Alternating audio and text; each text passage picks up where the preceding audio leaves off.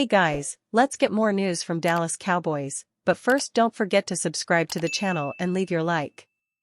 Does Lions' Dan Campbell regret going for 2 versus Cowboys? Detroit Lions head coach Dan Campbell explained during a Tuesday appearance on Detroit sports radio station 97.1 The Ticket why he doesn't regret what became a controversial 2-point conversion try late in this past Saturday's 20-19 loss at the Dallas Cowboys. "I told our offense, I think I said this before, we're going for the win," Campbell said, as shared by Andrew Gould of The Spun.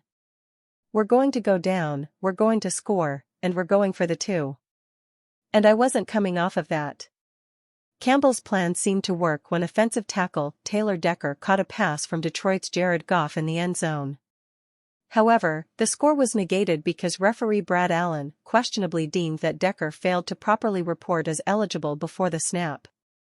Per the Associated Press, hat tip ESPN, an offsides penalty ultimately put Detroit at the 3-yard line for the try.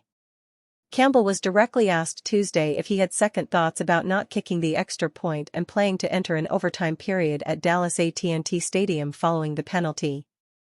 "No," Campbell answered. While speaking with reporters on Monday, Campbell insisted the 11-5 Lions will use Saturday's disappointment as fuel heading into the playoffs. On Tuesday, he mentioned how the loss against a fellow postseason club could benefit Detroit. "We got put in that moment in a big-time game where there's no way out," Campbell said. "We're going to find a way to win it there at the end. They knew it, and so now we've been through that stress level. We've been through that in a big-time game, and it's going to be good for us." As of late Tuesday afternoon, DraftKings Sportsbook listed the Lions as 4th among the betting favorites at plus 750 odds to represent the NFC in Super Bowl 58. If nothing else, it sounds like Campbell won't play for a tie even if a championship is on the line. The fateful 2-point play in Lions-Cowboys that was wiped out due to a penalty over eligibility continues to be one of the biggest stories in the NFL. Plenty of Lions fans believe the officials screwed up the situation, either accidentally or deliberately.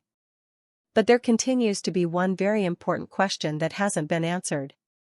Did Coach Dan Campbell review before the game with members of the officiating crew the play itself, or did he review with them the manner in which the Lions hoped to confuse the Cowboys, by having 3 different linemen approach referee Brad Allen before the players went to the line of scrimmage? Jerry Jones sounds off on controversial Cowboys-Lions ending. The controversial ending to the Dallas Cowboys-Detroit Lions game had the world talking last Saturday. Cowboys owner Jerry Jones was firmly not among the discontent population. The Lions came just 2 points away from knocking the Cowboys off in a hotly contested game in Texas. But because of an illegal formation call, the Lions' 2-point try was wiped off the board. They were unsuccessful in their other attempts to tie the game and then went on to lose. Naturally, the referee's call sparked fury in Detroit. Head coach Dan Campbell and Lions fans were among those who voiced their displeasure. But Jones was decidedly not frustrated. Obviously. The Cowboys owner discussed the controversial play this week on Dallas 105.3 FM The Fan. Clarence E. Hall Jr. transcribed Jones as saying, "I can't believe the convoluted way that we ended up winning that game. But let me put it like this, the defensive team is supposed to know who the eligible receivers are. Anything you do to fuzzy that up can get fuzzy for you." The Cowboys benefited greatly from the victory as they are in prime position to win the NFC East. Detroit won the NFC North already, but that loss greatly affected seeding. A head-to-head win over the Cowboys could have vaulted them up high. But they'll have to settle for the 3 seed now after the way things went down. Owner Jerry Jones dreamed about being in this position when the Dallas Cowboys opened training camp. Having a chance to win the NFC East and gain at least 1 home game was always the goal. But it seemed unlikely a few short days ago. That was before the Cowboys ended a 2-game losing streak with a controversial 20-19 victory against the Detroit Lions, and then watched the Philadelphia Eagles blow a 15-point lead to the lowly Arizona Cardinals at home and get upset 35-31 a day later. It put the Cowboys and Eagles in a tie atop the NFC East with 11-5 marks, with the Cowboys in the driver's seat for the division title with a win against the Washington Commanders Sunday. Cowboys could sign $63 million RB following release, analyst. The Dallas Cowboys could be among the best fits for a recently released four-time Pro Bowl running back. As noted by Sporting News' Jacob Kamenker, the Cowboys are among four best fit destinations for Cook following his release from the New York Jets. Kamenker's main argument for the potential addition of Cook stems from Dallas' lack of efficiency with Tony Pollard as the lead running back for the first time in his career.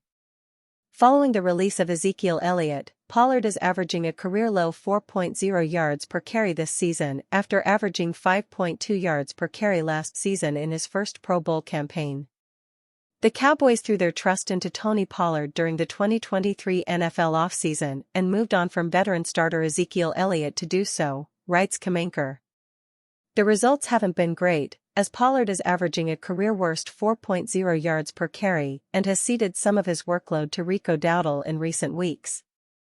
As noted by Kamenker, Pollard has actually ceded the workload in a few recent games, most notable during the team's Week 14 win over the Philadelphia Eagles. Pollard carried the ball 16 times for 59 yards, 3.7 yards per carry, in comparison to Dowdle's 12 carries for 46 yards, 3.8 yards per carry, for one touchdown during the game.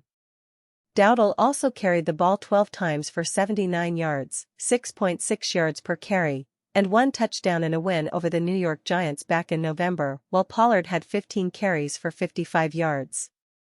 However, Dowdle missed the team's Week 17 win over the Detroit Lions due to an ankle injury.